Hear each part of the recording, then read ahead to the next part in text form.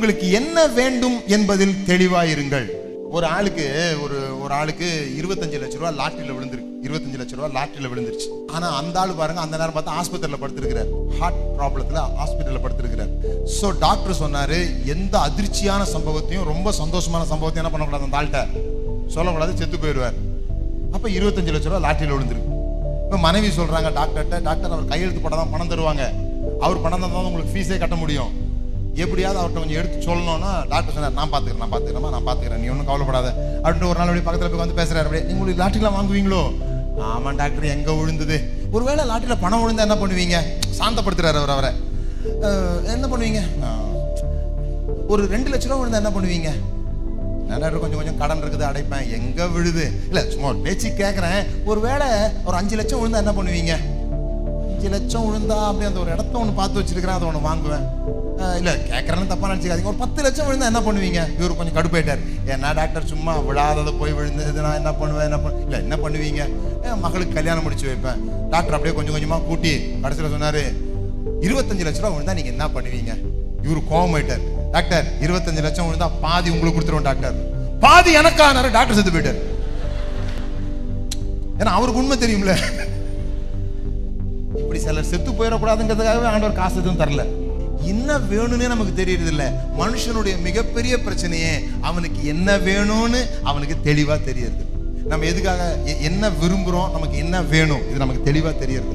அதனாலதான் இன்னைக்கு நான் சொன்னேன், தரிசனம் மிக மிக முக்கியம். ஆபகுக் 2வது அதிகாரம், ஆபகுக் 2வது அதிகாரம் 2வது வசனம் வாசிங்க.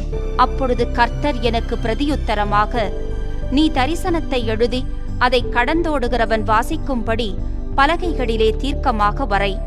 வாசிக்கும்படி பலகைகளில் தீர்க்கமாக வரை. போதும், நான் சொல்றேன். இன்னொரு முக்கியமான வசனம் இருக்குது, உங்களுக்கு தெரிஞ்ச வசனம் நினைக்கிறேன். நீதிமொழிகள் 29:18. தீர்க்க தரிசனம் இல்லாத இடத்தில் ஜனங்கள் சீர்கெட்டு போவார்கள். இங்க தீர்க்க தரிசனம் சொன்ன உடனே நம்ம இப்ப தீர்க்க தரிசனம் நினைக்கிறோம் இல்லையா, இதை நினைச்சுக்கிறோம். ஆனா ஆங்கில வேதாகமத்துல where there is no vision people will perish அப்படின்னு இருக்கு.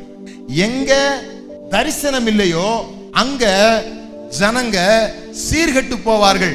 சீர்கெட்டு போவார்கள்ன்ற வார்த்தை சரியா மொழிபெயர்த்திருந்தா எப்படி மொழிபெயர்த்திருக்கணும்னா, கட்டுப்பாடு இல்லாமல் இருப்பார்கள். எங்க தரிசனம் இல்லையோ அங்க டிசிப்ளின் இல்ல. ஒரு குழந்தை இருக்குது, அந்த குழந்தை மண்ணில் விளையாடிக்கிட்டு இருக்குது, மண்ணெல்லாம் போட்டு விளையாடிக்கிட்டு இருக்குது. அம்மா சொல்றாங்க, வாடா குளிடா, சுத்தமாக குளி. அந்த குழந்தை வருமா வராதா? வராது. மா இருமா, நான் இன்னும் கொஞ்ச நேரம் விளையாடிட்டு வரேன். இப்ப அந்த அம்மா சொல்றாங்க, டேய் மாலுக்கு போறோம், வந்து குளிடான்னு முடிக்கிறதுக்குள்ள குளிச்சு முடிச்சிருப்பான். ஏன்னா அவனுக்கு ஒரு இடத்துக்கு போறதுக்கு ஒரு தரிசனத்தை என்ன பண்ணியாச்சு, கொடுத்தாச்சு. மண்ணில இருந்து எழும்புன்னு சொல்ல வேண்டியது இல்ல, தரிசனத்தை காமிச்சாச்சுன்னா அவனே எழுந்து குளிச்சு ரெடி ஆயிடுவான்.